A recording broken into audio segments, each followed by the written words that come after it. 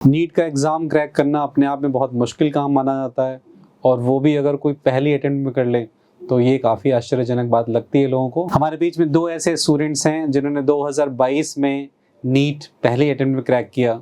Vedanshi gyms greater Noida और Partha RML Lucknow में अभी थर्ड ईयर में हैं।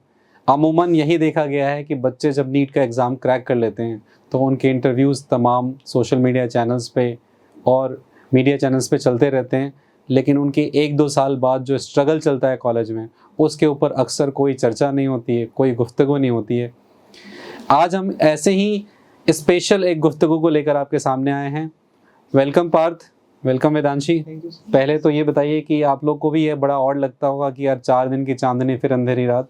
जब रिजल्ट आया उसके बाद तो 1-2-3 महीने तक लोग बड़ा पैम्पर्ड फील करते होंगे, उसके बाद लोग जो है पूछते नहीं। ऐसा फील किया आपने? Yes sir. कि उसके बाद लगता है कि भाई अब तो ये अपने स्ट्रगल में खो गए हैं, इनको छोड़ो, इनसे कौन पूछता है। ये तो बात है सर। आपको भी ऐसा फील हुआ? सर रियलिटी तब हिट करती है जब हम कॉलेज में जाते हैं, सब उसी लेवल से आते हैं और फिर वहाँ ऑर्डिनरी जैसा फील होता है। घर पे आते हैं तो ऐसा लगता है कि हमने क्या अचीव कर लिया। अच्छा, ये चीज़ आप लोग को कितना वहाँ पे हिट की? क्योंकि एमबीबीएस जो है उसके आगे बहुत लंबी लड़ाई है। Yes. अक्सर स्टूडेंट्स को एक गलत फहमी होती है और पेरेंट्स को भी कि एक बार हमने नीट का एग्ज़ाम क्रैक कर लिया तो हमारी लाइफ सेटल है, नहीं ऐशो आराम जिंदगी में। Yes. आप लोग को भी ऐसा लगता था? यस सर, पहले लगता था। नीट के एग्ज़ाम की जब तैयारी कर रहे थे तभी लगता था। तब ऐसा लगता था, तो आप भी उस गलत फहमी के शिकार थे। यस। अब आप लोगों को क्या लगता है वेदांशी? सर वो तो कॉलेज के फर्स्ट ईयर में जाके पता चल जाता है कि ये एक छोटी जर्नी नहीं है, 15-20 साल की लंबी जर्नी है। तो इसमें कंसिस्टेंट रहना और उस पर काम करना ये एक लॉन्ग टर्म वर्क है। हाँ। और अक्सर स्टूडेंट्स मुझे लगता है जो कम एज है उसमें जो 11th में होते हैं, 12th में होते हैं या 10th में होते हैं, मैं अक्सर स्टूडेंट से कहता भी हूँ, आप लोग से भी मैंने कहा था कि लाइफ का एक लॉन्ग टर्म पर्सपेक्टिव लेके चलें। ये कॉम्पिटिटिव एग्जाम्स को क्रैक करके जो शॉर्ट टर्म पर्सपेक्टिव है कि हम 1 साल 2 साल में हम हीरो बन जाएंगे, एग्जैक्टली वही वेदांशी का कहना है। पार्थ आपका क्या कहना है इस बारे में? सर यही है सर, उस समय तो लगा था कि अब बस हो गया, नीट निकाल लिया, अब तो सब इजी गोइंग होगा। लेकिन सर उसके बाद पता चला कि अभी तो बहुत बड़ी जर्नी है सर, और सर और भी बहुत सारे चैलेंजेस हैं इसमें आगे। तो आपको क्या लगता है अब इस स्टेज में, थर्ड ईयर में आप हैं, तो एंड ये बहुत इंपॉर्टेंट है पेरेंट्स, आप समझिए कि जो बच्चे थर्ड ईयर में, फोर्थ ईयर में, वो अच्छा मैच्योर पर्सपेक्टिव दे सकते हैं। अक्सर वो स्टूडेंट जो तुरंत जस्ट उन्होंने कॉम्पिटिटिव एग्जाम निकाला होता है, उन्हें बहुत कुछ पता भी नहीं होता है और वो अपनी जर्नी को लेके या अपने रिजल्ट को लेके, अचीवमेंट को लेके कई बार सुपर एक्साइटेड होकर ऐसी चीज़ें बोल जाते हैं जो बहुत से बच्चे फॉलो करते हैं और उनके लिए वर्क नहीं करती है। मुझे लगता है सबसे मैच्योर पर्सपेक्टिव पार्थ और वेदांशी जैसे बच्चे दे सकते हैं जिन्होंने फर्स्ट अटेम्प्ट में क्रैक किया, नीट काफ़ी अच्छे नंबर से क्रैक किया और देश के जो प्रतिष्ठित कॉलेज हैं वहाँ पे हैं। वेदांशी जिम्स ग्रेटर नोएडा में हैं और पार्थ जो हैं वो आरएमएल लखनऊ में हैं। तो इनका पर्सपेक्टिव बहुत मैच्योर है और बहुत क्लियरली कह रहे हैं कि नहीं भाई, ये जो एक गलतफहमी है कि नीट का एग्ज़ाम क्रैक कर लिया फिर लाइफ में ऐशो आराम है, ये गलत है। एक लंबी जर्नी है। तो आपको अब क्या लगता है? क्योंकि अब लगता है कि भाई 3 साल ऑलमोस्ट आपका तीसरा साल चल रहा है, वो हो चुके हैं, वो पड़ाव पार किए हुए, जो ज़्यादातर लोगों को लगता है कि फाइनल है। आपको क्या लगता है वो कितना फाइनल है और कितना जो है एक प्रिज्यूम्ड है कि अभी कितनी लंबी और आगे लग रहा है आपको लड़ाई है? सर एमबीबीएस का तो सिलेबस इतना वास्ट है सर। सर एमबीबीएस का सिलेबस में ही आधी जिंदगी तो निकल जाती है। ओके, एमबीबीएस के सिलेबस में ही काफ़ी टाइम निकल जाता है। Yes. फिर उसके आगे और भी लड़ाइयाँ क्या क्या आपने प्लान किया हुआ है? सर उसके अलावा सर सिलेबस में अगर सब कुछ सही ना चले तो सर एंजाइटी, डिप्रेशन आता है सर, और एक्टिविटीज़ में भी कम पार्टिसिपेशन हो जाता है, और सर सोशल मीडिया में जो इतना सारा कंटेंट है सर उससे भी डिस्ट्रैक्शन काफ़ी होता है। तो उससे किस तरह का डिस्ट्रैक्शन होता है? जो कि अब आप कॉलेज में हैं तो डिस्ट्रैक्शन किस तरह का होता है कि डॉक्टरी की पढ़ाई छोड़ दें, कुछ और करें, इस टाइप का भी होता है? नहीं सर जैसे कि रील्स अगर खोली तो सर हाँ। फिर बार बार मन करता है कि उसको स्क्रॉल ही करते रहें, तो सर इसी में 4-5 घंटे निकल जाते हैं तो सर। और जबकि आपकी पढ़ाई काफ़ी टफ है यस तो वहाँ चैलेंजेस और भी हैं। यस फिर अब शायद सेकेंड ईयर, थर्ड ईयर में आपको जो मेडिकल फील्ड है उसका भी एक्सपोजर मिलता है। Yes sir. आपको पेशेंट से मिलने के लिए भी ड्यूटी दी जाती है यस सेकंड ईयर से सर। सेकेंड ईयर से, तो वो भी करना होता है, साथ में पढ़ाई भी करनी है, और अगर उसमें सोशल मीडिया का डिस्ट्रैक्शन है तो और भी प्रॉब्लमेटिक है। यस तो मुझे लगता है शायद वेदांशी, क्या कहना है आपको, कि जो बच्चे अगर उनको क्लास 10 से या बहुत पहले ही क्लासेस से ही हैबिट डाल दें सोशल मीडिया, इंटरनेट वगैरह से दूर रहने की, क्योंकि अदरवाइज आजकल आप पार्थ को सुन रही हो, कह रहे हैं कि भाई पढ़ाई जब कर रहे हैं एमबीबीएस की तो भी चैलेंज है, तो आपका क्या कहना है? मुझे लगता है, मुझे इनकी बात सुन के लग रहा है कहीं ऐसा तो नहीं है कि वैसे में बहुत सारे बच्चे वहाँ फेल भी कर जाते हों, अपनी पढ़ाई को भी लेके स्ट्रगल करते होंगे? ये सर बहुत बच्चे काफ़ी स्ट्रगल करते हैं अपनी एमबीबीएस जर्नी में ही, और एमबीबीएस जर्नी के बाद ही रियल लाइफ स्ट्रगल शुरू होता है, क्योंकि हमें नीट पीजी भी निकालना होता है, और एमबीबीएस के बाद ही कोई तुम्हें स्टेबल प्लेटफॉर्म नहीं मिल जाता, एक पीजी करने के बाद ही तुम आगे कुछ कर सकते हो। तो इसलिए एमबीबीएस में भी अच्छे से पढ़ना होता है और फिर पीजी का एग्ज़ाम भी क्रैक करना होता है। इसलिए हमें शुरू से ही वो आदत डाल लेनी चाहिए फोकस रहने की और सोशल मीडिया से दूर रहने की, क्योंकि लॉन्ग टर्म जर्नी है तो हमें हमेशा फोकस रह के पढ़ना है इसमें। तो जितना ज़्यादा शुरू से आदत हो जाएगी तो इतना हेल्पफुल होगा पूरे एमबीबीएस जर्नी में भी और आगे भी।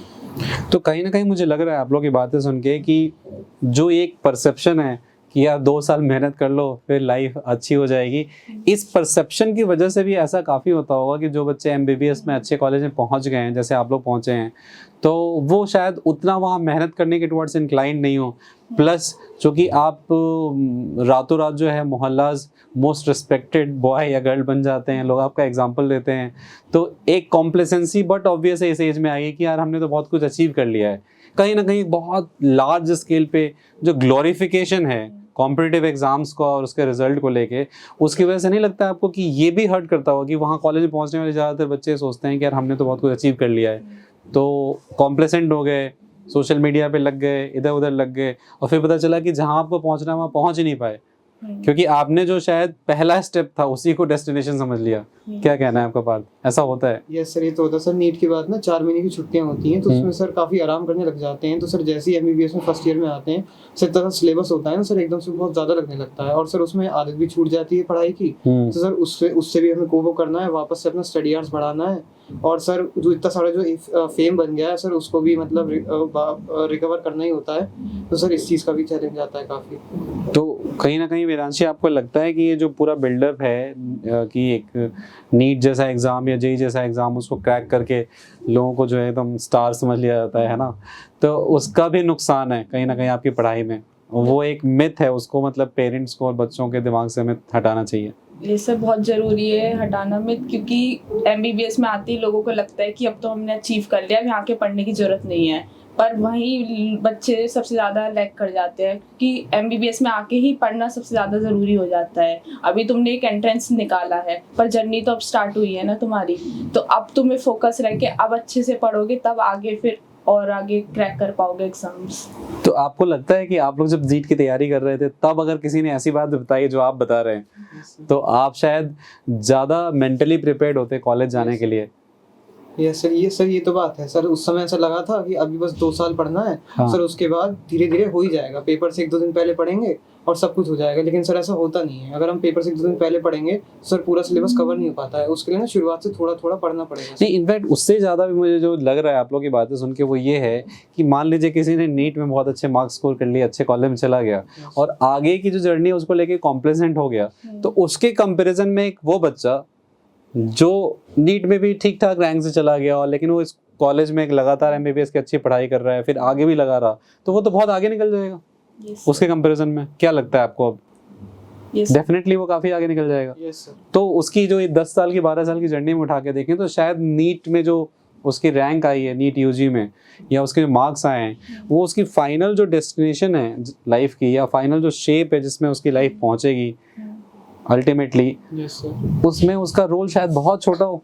यस सर, ये तो बात है सर। ये बिल्कुल बिगनिंग स्टेप ही है सर। हाँ, ये सर एक फाउंडेशन की तरह है सर। इसको अगर स्ट्रॉन्ग बना लिया तो सर आगे के लिए अच्छा है, लेकिन सर ये फाइनल नहीं है सर। तो कहीं ना कहीं जो बच्चों के या पेरेंट्स के दिमाग में एक चीज़ है, इसको हटा के एक ऐसा ओपिनियन होना चाहिए, परसेप्शन होना चाहिए कि इसके बहाने से आप फोकस्ड होके लॉन्ग टर्म तक हार्ड वर्क करने की आप एक रिदम में आ जाइए। राइट, मुझे आप लोग की बात से एक कंक्लूजन समझ में आ रहा है कि एक उस रिदम में आ जाइए और इसको लॉन्ग टर्म तक सस्टेन कीजिए, तो आप फाइनल लाइफ में बहुत कुछ अचीव कर सकते हैं, बड़ा गोल अचीव कर सकते हैं। Yes sir. सर मतलब रुकना नहीं है नीट के बाद सर, चलते रहना है उसी पेस से। तो ये तो तब होगा ना जब नीट से पहले ही बताया गया हो ये बात कि भाई ये चलते रहना है, तो मतलब एक पेस बिल्ड करो, एक रिदम बिल्ड करो। अदरवाइज जो आप कह रहे हैं कि भाई नीट एग्जाम क्रैक करते ही, मतलब मुझे तो ऐसा फील होता है कि बहुत अच्छी किसी की रैंक आ गई, 720 मार्क्स आ गए ऐसे, तो आस पड़ोस के लोग तो यकीन दिला ही देते हैं कि आपके घर में साक्षात भगवान विष्णु के अवतार हुए हैं। आप लोग के साथ भी कुछ कुछ ऐसा हुआ था? आस पास के लोग इंडियन सोसाइटी में जनरली ऐसा होता है कि एकदम बिल्डअप कर देते हैं। सर कहते हैं तुम तो सीधा आईएएस निकालोगे, अब तो आईएएस प्रिपरेशन स्टार्ट कर दो, अच्छा, इस तरह की बातें सर कहने लगते हैं। सर मतलब जिस पेपर में बैठोगे तो निकाल ही दोगे बस। ओके। तो आप लोग के साथ जब ये हुआ था, मतलब बिल्कुल लोग ग्लोरीफाई कर रहे हैं और घर पे सब रिलेटिव वगैरह आ रहे हैं कि भाई बहुत बड़ा काम कर लिया है, Yes, तो आप लोग इससे कितना डिस्ट्रैक्ट हुए थे? क्या इसका असर पड़ा था? ये सब बहुत डिस्ट्रैक्शन हो जाती है, फिर ऐसा लगता है अब तो मेहनत करने की ज़रूरत ही नहीं है, अब तो हमने बहुत कुछ अचीव कर लिया है। पर ऐसा नहीं होता है, ये इससे और डिस्ट्रैक्शन ज़्यादा आ जाती हैं, फिर मेहनत करने की आदत छूट जाती है। और मुझे लगता है उसके बाद जब आपको सच्चाई जाके कॉलेज में रियलाइज हुई होगी तो काफ़ी बड़ा शॉक लगा होगा Yes, sir. कि लोगों ने झूठ मूठ का हमें चने के झाड़ पे चढ़ा दिया, नहीं? Yes, sir. ऐसा फील हुआ आप लोगों को? Yes, sir. तो देखिए, ये बहुत गलत है, मुझे लगता है इन बच्चों के साथ इनजस्टिस है जो भी बच्चों के साथ ऐसा करते हैं, और इससे बचें सभी पेरेंट्स भी और उनके रिलेटिव्स भी, और इन जनरल एक सोसाइटी के तौर पे हमें बचना चाहिए ये ओवर ग्लोरिफिकेशन। और अनफॉर्चुनेटली एजुकेशन का जो हाइपर कमर्शियलाइजेशन हुआ है उसकी वजह से ही बच्चों की रैंक्स को जो है बहुत ज़्यादा बढ़ा चढ़ा के दिखाया जाता है ना? आपने फील किया है? आपके कॉलेज में भी आए होंगे सब टॉप रैंकर वगैरह वाले, Yes, sir. तो पता चला कि आपसे बात भी कर रहे हैं तो पूरा एटीट्यूड में बात कर रहे हैं, Yes, ऐसा आपने फील किया है Yes, sir. कि हम बहुत गॉड टाइप के हैं? Yes, sir. ऐसा आपने फील किया? क्या एक्सपीरियंस रहा आपका, कोई बताइए? सर शुरुआत में तो आते हैं सर, लेकिन फिर जैसे जैसे सर पेपर होते हैं उसके बाद सर अपने आप सर सब बात अच्छे से करने लगते हैं। ओके, बट शुरू में रहता है एक एटीट्यूड? सर शुरू में तो बहुत रहता है सर। ओके। और कुछ तो ऐसे केस में कुछ ऐसा भी होगा ना जिनका काफी लास्ट किया, मतलब पता चला कि 3rd ईयर 4th ईयर तक भी उसी गलतफहमी में रहे? सर शुरुआत में तो उसमें आते हैं कि अब तो कोई भी बुक ले आओ, वो वाली हर बुक खत्म कर देंगे सर। अच्छा। लेकिन फिर जैसे जैसे आगे जाते हैं पता लगता है कि कौन सी बुक हमारे लिए सही है। ओके। तो आप लोग जैसे ये बता रहे थे कि आईएएस के लिए कह रहे थे कि आईएएस क्रैक कर ही लोगे, तो आप लोग का क्या बन रहा है? क्योंकि 3rd ईयर में जनरली शेप अप करने लगते हैं कि अब आगे क्या करना है। Yes. कैसा ट्रेंड है एमबीबीएस कॉलेज में आईएएस वगैरह करने का? आप लोग ने सोचा इस बारे में? सर पहले तो नीट पीजी के लिए देखते हैं sir. Okay. Yes sir. IAS का ऐसा कोई बहुत ट्रेंड नहीं है अभी नहीं आपके यहाँ भी? नहीं है नहीं। इन जनरल नहीं है, तो मोस्टली नीट पीजी करके और अपने कोर में अच्छा डॉक्टर बनने में फोकस करना है। Yes sir. इसके अलावा जो आपने बताया चैलेंजेस डिप्रेशन को लेके और एमबीबीएस कॉलेज में जाके सुसाइड को लेके भी काफ़ी अब डर बैठ गया है लोगों के दिमाग में, पेरेंट्स को, तो आप लोगों ने वहाँ क्या फील किया है कि क्या ऐसी पॉजिटिव चीज़ें हैं जिस पे हम फोकस करें तो एमबीबीएस कॉलेजेस में भी लाइफ बहुत अच्छी है और आप अपने टारगेट को, अपनी जो लाइफ का आपका गोल है एक अच्छा डॉक्टर बनने का, जिससे आपकी ना सिर्फ सोसाइटी फैमिली बल्कि कंट्री भी आप पे प्राइड फील करे, उसको लेके वहाँ पे क्या चीज़ें हैं जिस पे फोकस करना चाहिए?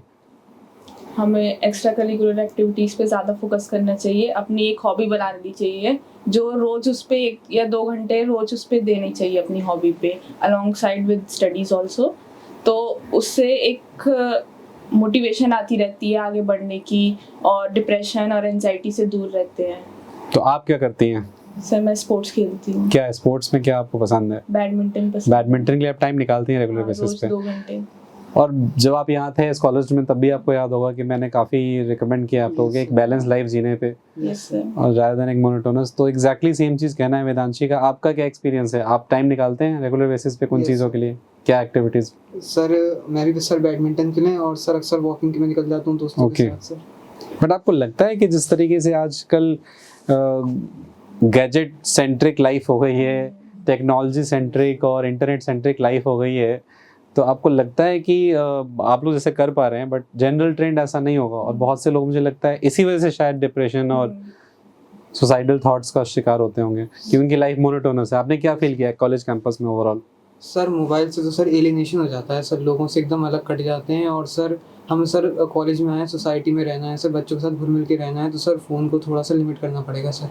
तो कहीं ना कहीं वो हैबिट तो बचपन से बिल्ड होगी तभी जाके होगा। Yes, sir. अगर पता चला कि ज़बरदस्ती रोका गया है और बच्चे खुद रियलाइज़ नहीं कर रहे हैं तो उनको तो कॉलेज में तो पेरेंट्स होंगे नहीं साथ में देखने के लिए, वहाँ तो आपको अपनी लाइफ खुद जीनी है। Yes, sir. आपने फील किया कि जब आप कॉलेज में गए हैं पहली बार तो this is a first phase in your life, क्योंकि चूंकि आप लोगों ने अपने पेरेंट्स के साथ ही रह के तैयारी की है Yes, sir. As oppose to आपके साथ के लोग जो बाहर जाके तैयारी करते थे, Yes, sir. तो पहली बार जब कॉलेज में पहुंचे तो आपको लगा कि रेस्ट्रिक्शंस नहीं है, तो वहाँ तो बिगड़ने का, डिस्ट्रैक्ट होने का चांस और बहुत ज़्यादा है। Yes, sir. तो वैसे आपको क्या लगता है कौन सी चीज़ें हैं जिसने आपको होल्ड कर रखा है? सर यही है कि आगे सर अभी जर्नी बहुत लंबी है और सर अगर अभी हम डिस्ट्रैक्ट हो जाएंगे तो सर आगे का जो हमारी कॉन्सिक्वेंसेज हैं सर वो ख़राब हो सकते हैं, क्योंकि सर ये तो सर बिगनिंग स्टेप ही है अभी तो सर मेन। बट कहीं ना कहीं जो आपके पेरेंट्स हैं उन्होंने ऐसा ध्यान दिया होगा बचपन Yes, से, sir. जिससे वो चीज़ें आप बताइए ताकि पेरेंट्स को भी समझ में आए कि ऐसी कौन सी चीज़ें जो आपको याद आती हैं जिसकी वजह से आप अब भी फोकस्ड हैं, उतना डिस्ट्रैक्ट नहीं हुए, वहाँ जाके भी आप बैडमिंटन के लिए उन चीज़ों का टाइम निकाल पा रहे हैं। कुछ ना कुछ ऐसी चीज़ें आप लोग की जो परवरिश है उसमें आपने फील किया होगा। तो एक ये एजुकेटिंग चीज़ होगी पेरेंट्स के लिए भी, और जो आपको देख रहे हैं बच्चे जो नीट यूजी फ्यूचर में क्रैक करने वाले हैं, तैयारी कर रहे हैं, उनको समझ में आए ऐसी कौन सी चीज़ें हैं। क्योंकि ये जो चीज़ आप बता रहे हैं ना, ये इतना आसान नहीं है ये इसको लाना अंदर में। तो ये कहीं ना कहीं ओवर द ईयर्स, शायद आप क्लास 9th में होंगे, 10th में होंगे, तब से जो हैबिट्स आपके बिल्ड हुई या घर में जो वैल्यूज़ मिली वो भी आपको हेल्प कर रही होगी, आपने नोटिस नहीं किया होगा। ऐसी कोई चीज़ आप शेयर करना चाहेंगे? यस सर, जैसे सर पेरेंट्स होते थे सर, मतलब वो हमेशा रोज़ का ज़रूर देखते ज़रूर थे कि क्या क्या किया Good. घर में। ओके, आपकी मतलब पर्सनल टाइम टेबल पे ध्यान देते थे? Yes sir. ओके और सर पूरा लाइफस्टाइल कैसा है सर, डाइट पे भी काफ़ी ध्यान दिया करते थे, ओके, और पूरा होमवर्क बकायदा देखा करते थे सर। कि आपने आज क्या क्या किया है। Yes sir. तो कहीं ना कहीं उसकी वजह से आपके अंदर एक डिसिप्लिन इनबिल्ट आ गया है। सर ये डर आया कि अगर हम कुछ और गलत करेंगे तो सर पेरेंट्स को पता लग जाएगा सर। ये बहुत इंपॉर्टेंट है। देखिए जो पार्थ कह रहे हैं, क्योंकि आजकल काफ़ी पेरेंट्स जो हैं वो बच्चों की लाइफ में इंटरफेयर नहीं करते हैं, वो सोचते हैं कि बच्चों को अपने पे छोड़ दिया जाए। पार्थ ने एडमिट किया है कि पेरेंट्स के ऐसा करने की वजह से आज भी उनके अंदर वो डिसिप्लिन है, वो कहीं ना जिसकी वजह से वो फोकस्ड है अपने गोल को लेके। वेदांशी, आपका क्या एक्सपीरियंस है? सर बचपन से ही रेगुलर मॉनिटरिंग करी है पेरेंट्स ने, तो पता रहता है अगर हम कुछ गलत करेंगे तो पेरेंट्स को पता चल जाएगा। इसलिए कॉलेज में आके भी रोज पेरेंट्स से बात करना, उन्हें अपना पूरा शेड्यूल बताना कि आप दिन में क्या कर रहे हैं, तो उन्हें एक पता रहता है कि आपका बच्चा क्या कर रहा है कॉलेज में। तो फिर अगर आप कहीं बाहर जाएंगे तो उन्हें पता रहता है कि कहीं आप बाहर जा रहे हैं, पूरे दिन बात नहीं करेंगे उनसे। तो बट आप लोग तो ऐसी बात कह रहे हैं जो आज की जनरेशन में किसी को पसंद ही नहीं है। हर किसी को फ्रीडम चाहिए, उनको लगता है कि पेरेंट्स जो हैं उन्होंने उनकी लाइफ को जेल बना रखा है। ऐसा नहीं है सर। ऐसा आपको फील नहीं होता? No sir. बात आपको क्या कहना? नहीं नहीं सर। या कैमरे पे आप नहीं कहना चाह रहे हैं क्योंकि पेरेंट्स देखेंगे आपके वीडियो, इसलिए नहीं सर, ऐसी कोई बात आपको लगता है कि पेरेंट्स की लाइफ में आपकी इंटरफेरेंस या मॉनिटरिंग है वो आपके लिए काफ़ी हेल्पफुल है। नहीं। Yes sir. ओके, तो ये कुछ बहुत इंपॉर्टेंट बातें बताई हैं पार्थ ने और वेदांशी ने। आज पहले एपिसोड में हम लोगों ने पार्थ और वेदांशी से बातें करी हैं। आप लोग कमेंट्स में ज़रूर बताइए कि आप और क्या जानना चाहेंगे, ताकि फ्यूचर में जो आपकी जर्नी है जिसके बारे में आप सोच रहे हैं उसमें बहुत फोकस्ड वे में आप बहुत कुछ बड़ा अचीव कर पाएँ। देखिए, नीट यूजी क्रैक करना, उसमें रैंक लाना, मुझे एज अ मेंटर खुद लगता है कि ये इतनी बड़ी चीज़ नहीं है जितनी इसे हाइप दी जाती है। ये पहला स्टेप है और इस स्टेप पे कैपिटलाइज करके आप एक बहुत स्ट्रॉन्ग कैरियर बिल्ड कर सकते हैं।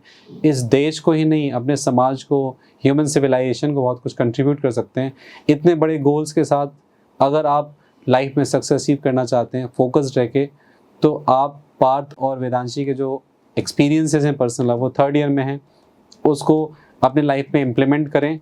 और जो भी आपकी क्वेरीज हैं उसे कमेंट्स में ज़रूर बताएं, ताकि हम नेक्स्ट एपिसोड में जब भी इन्हें बुलाएं, शायद ये 4th ईयर में हो, यस 5th ईयर में हो या पीजी में हो, तो फिर हम डिस्कस करें।